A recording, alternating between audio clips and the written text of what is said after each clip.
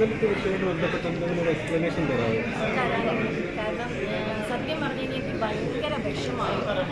അന്ന് ഈ കല്യാണത്തിന് അന്ന് ഇവിടെ ഉണ്ടായ ആൾക്കാരാണ് നമ്മുടെ എല്ലാവരും വർഷങ്ങളായിട്ട് കാണുന്ന ആൾക്കാരാണ്. എൻ്റെ റിസപ്ഷന് ഞാൻ റെഡിയായി. എനിക്ക് സത്യം പറഞ്ഞു കഴിഞ്ഞാൽ എനിക്കങ്ങനെ മറ്റേ ആധികാരികമായിട്ട് സംസാരിക്കുന്ന ഒരാളല്ല, എനിക്കങ്ങനെ അറിയില്ല. അപ്പോൾ എനിക്ക് സത്യം പറഞ്ഞാൽ എങ്ങനെ പറയുക, ഹൃദയം തുറന്ന് സംസാരിക്കാനാണ് ഇപ്പോൾ ഞാൻ. കാരണം നിങ്ങളിവിടെ നിൽക്കുന്ന എല്ലാവർക്കും ഇപ്പോൾ നിങ്ങളുടെ ക്യാമറയിൽ കാണുന്ന ഞങ്ങളുടെ ഫേസായിരിക്കും, പക്ഷെ നിങ്ങൾ എല്ലാവരെയും വർഷങ്ങളായിട്ട് അറിയുന്ന ഒരാളാണ്. അപ്പോൾ എനിക്ക് സത്യം പറഞ്ഞാൽ സങ്കടം തോന്നി, ഭയങ്കര സങ്കടം തോന്നി. അപ്പോൾ ഇന്നലെ ആ കല്യാണത്തിൻ്റെ ഇടയ്ക്ക് തിരിഞ്ഞ് വരുമ്പോൾ കണ്ണ് നിറഞ്ഞിട്ടാണ് ഞാൻ പറഞ്ഞത്. കാരണം എന്തൊക്കെയോ സംഭവിച്ചു, നിങ്ങൾ എന്തൊക്കെയോ ചോദിച്ചു. ഞാൻ എൻ്റെ കല്യാണത്തിന് നിങ്ങൾ വന്ന് പുറത്തേക്ക് വരുമ്പോൾ നിങ്ങൾ എല്ലാവരും എന്നെ വിഷ് ചെയ്യുന്നു, അങ്ങനെ ഒരു സന്തോഷത്തിൻ്റെ ഒരു മുന്നിൽ ഞാൻ പ്രതീക്ഷിച്ചു. പക്ഷേ എവിടുന്നോ നമ്മളെ കിട്ടുന്നൊന്നും പാടിപ്പോയി.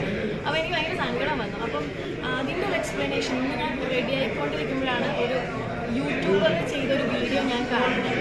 അത് കണ്ടപ്പോൾ എനിക്ക് അതിനേക്കാളും വിഷമമായി. കാരണം നിങ്ങൾക്ക് എല്ലാവർക്കും അറിയാം എന്താ സംഭവിച്ചത്. നമ്മൾ ഈ ക്യാമറയുടെ പിറകിലും ഞാൻ ക്യാമറ ഒന്ന് താഴ്ത്തും, എനിക്ക് നിങ്ങളോട് പേഴ്സണലായിട്ട് സംസാരിക്കാനുണ്ടെന്ന് പറഞ്ഞ് സംസാരിച്ച ഒരാളാണ് അല്ലേ. പിന്നെ ഈ പുറത്ത് നടന്ന വിഷയം എനിക്കറിയില്ല, അത് നിങ്ങൾക്കറിയാലോ അല്ലേ. പിന്നെ എനിക്ക് സത്യം പറഞ്ഞു കഴിഞ്ഞാൽ നിങ്ങളൊരു ലിസ്റ്റിൻ്റെ കാര്യം ഇനി ഇന്നലെ കല്യാണം കഴിഞ്ഞ് പോയിട്ട് ഞാൻ അന്വേഷിച്ചത് എന്താ ഈ ലിസ്റ്റ് എന്നുള്ളത്. അപ്പോഴാണ് എനിക്ക് മനസ്സിലായത്. ഞാൻ നിങ്ങളുടെ സോഷ്യൽ മീഡിയ വേണ്ടി രാജേഷ് ഞാൻ മുന്നേ എല്ലാവരും പേഴ്സണലായിട്ട് അറിയുന്ന എല്ലാവരും ഞാൻ പറഞ്ഞിട്ടുള്ളത്, നിങ്ങൾ കല്യാണം കവർ ചെയ്യേണ്ട നിങ്ങളെല്ലാവരും പറഞ്ഞു, പക്ഷേ ക്യാമറ ഇല്ലാതെ പറഞ്ഞ് ഭക്ഷണം കഴിച്ചിട്ട് പോകണം എന്നല്ലേ എൻ്റെ പ്രൊമോഷൻ ഞാൻ പറഞ്ഞിട്ടുണ്ടായിരുന്നു. ഫ്രണ്ടിൻ്റെ കല്യാണത്തിൽ ഞാൻ എല്ലാവരും സംസാരിച്ചാണ്. അപ്പോൾ ഞാൻ ഒറ്റ കാര്യമേ ഞാൻ അവിടെ പറഞ്ഞിട്ടുണ്ടായിരുന്നുള്ളൂ.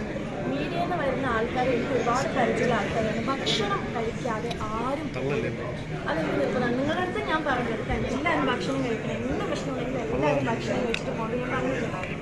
അപ്പോൾ പുള്ളി പറഞ്ഞതനുസരിച്ചിട്ട് അത് ഞാൻ നിങ്ങളെ വിളിച്ചു വരുത്തി അവിടെ എത്തുമ്പോൾ നിങ്ങളെ ഇത്രയും പേരുണ്ട് കാരണം ഞാൻ അടുത്തേക്ക് കയറ്റി അങ്ങനെയാണോ സംഭവിച്ചത്? ആണോ? അല്ല, നിങ്ങൾ പറഞ്ഞു അങ്ങനെയാണോ സംഭവിച്ചത്? അല്ലല്ലോ, ഞാൻ നിങ്ങളെ വിളിച്ചു വരുത്തി, നിങ്ങൾ എന്തായാലും എൻ്റെ കല്യാണത്തിന് വരണം എന്ന് പറഞ്ഞ് ഞാൻ ആരെങ്കിലും ഇതിൽ വിളിച്ചു വരുത്തിയിട്ടുണ്ടോ?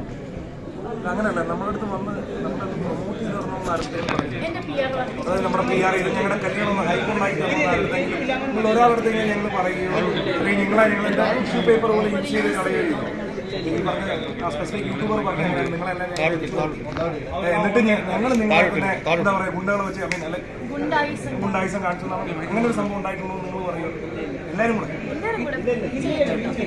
നമുക്കറിയത്തില്ലായിരുന്നു ആ ലിസ്റ്റ് തന്നത് എന്തിനാണെന്ന് വെച്ചാൽ ഫുഡിൻ്റെ കാര്യത്തിലായിരുന്നു. ഒരു പാസ് അടിക്കുമായിരുന്നു ഞാൻ, കിട്ടിയോന്ന് എനിക്കറിയത്തില്ല. അകത്തേക്ക് പാസ് തന്നിട്ട് ഒരു മീഡിയക്ക് ഒരു പാസ് സോ ദാറ്റ് ഒരാൾക്ക് കഴിക്കാം എന്നുള്ള രീതിയിലാണ് ആ ലിസ്റ്റ് ഞാൻ ചോദിച്ചതും അങ്ങനെ ലിസ്റ്റ് തന്നു. അതിന് വേണ്ടിയിട്ടാണ് ആ പാസ് അടിച്ചത്. പാസ് കണ്ടായിരുന്നോ? ഇല്ല, അത് ഭക്ഷണത്തിന് വേണ്ടിയിട്ടുള്ള പാസ്.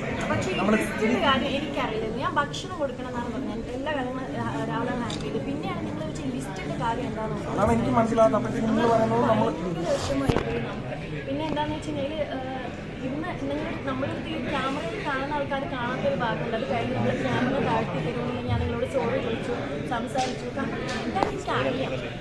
പിന്നെ ഈ മോർ ദാൻ മീഡിയ എന്ന് വെച്ചാൽ ഇതിൽ പലരുമായിട്ട് പേഴ്സണൽ അടുപ്പുള്ള ഒരാളാണ് ഞാൻ അല്ലേ. പേഴ്സണലായിട്ടൊരു അടുപ്പുള്ള ഒരാളാണ് ഞാൻ. നമ്മൾ രണ്ടുപേരും. അപ്പോൾ അത് നമുക്ക് ഭയങ്കര സങ്കടമായിരിക്കും. അങ്ങനെ ഈ പുറത്തുനിന്ന് കണ്ട് സംസാരിക്കുന്ന ആൾക്ക് എന്ത് സംസാരിക്കും, പക്ഷെ നമ്മുടെ ഇടയിൽ ഉണ്ടായ പ്രശ്നമല്ല. അതിന് ആൾക്കാർ സംസാരിച്ച് ഭയങ്കര കോംപ്ലിക്കേറ്റഡ് ആക്കിയപ്പോൾ ഇന്ന് രാഹുൽ വിളിച്ചു നിങ്ങളെ കല്യാണം. ഇത് രാഹുലിൻ്റെ ഫംഗ്ഷനാണ്.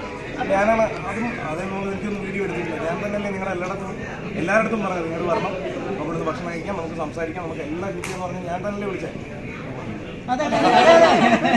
നമ്മളൊക്കെ എന്ന് പറഞ്ഞാൽ ഇദ്ദേഹത്തിൻ്റെ അടുത്ത് ചോദിച്ചു നമ്മൾ എത്ര നാളാണ് ഇവിടെ നമുക്ക് കാണാൻ ഇല്ല എന്തെങ്കിലും അല്ലെങ്കിൽ ഞങ്ങൾ അങ്ങനെ ചെയ്യുന്ന തോന്നുന്നുണ്ടോ? വിളിച്ചു വരുത്തിയിട്ട് ഞങ്ങൾ നമ്മുടെ കല്യാണം ഹൈപ്പ് തരൂ എന്ന് പറഞ്ഞ് ഞങ്ങൾ വിളിച്ചു വരുത്തി.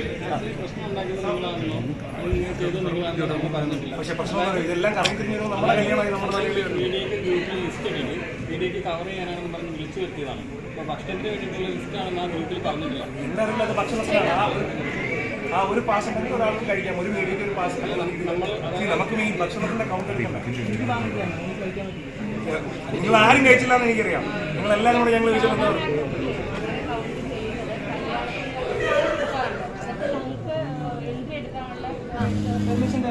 നമ്മൾ അകത്ത് കയറുന്നില്ല. അതുപോലെ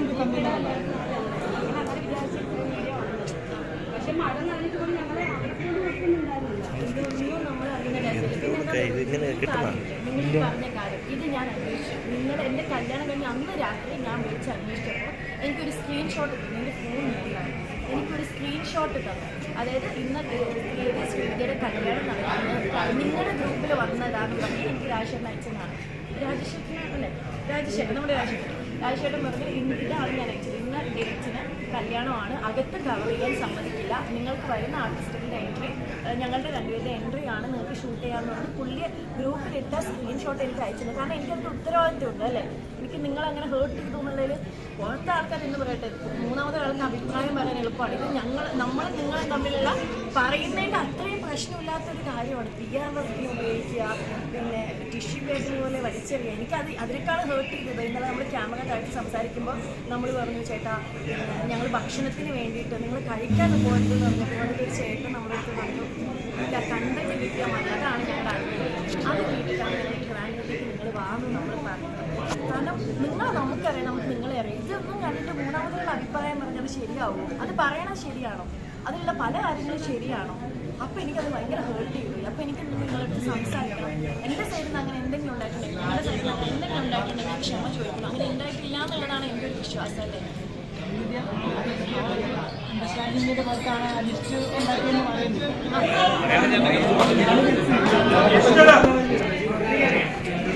എന്താടാ വിളിച്ചോ? ഒരു ക്യാമറയിൽ ചെയ്യുന്ന ദയവ് ചെയ്ത് സ്റ്റേജിലേക്ക് കയറാൻ പാടുള്ളൂ. എല്ലാവരും സ്റ്റേജിൽ തന്നെ സേവാക്കി രാവിലെ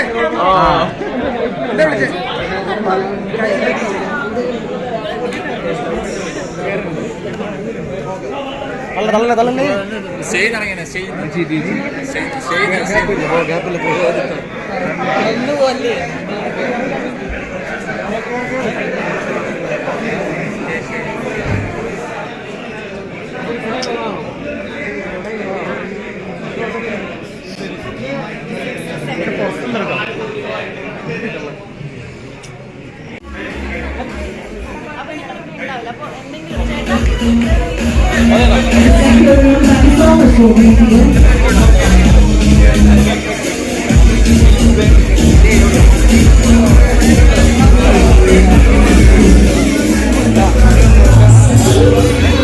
ഒരിക്കലും എന്നെ ദിവസം എഴുന്നേറ്റ് സമ്മതിക്കുന്ന ഓരോ വിശിഷ്ട വ്യക്തികളോടും വിനീതമായ നന്ദിയാണ്. And once again, we extend our heartfelt thanks to each one for being here about a special day of Rahul and Srividya. And thank you so much for making it a memorable day.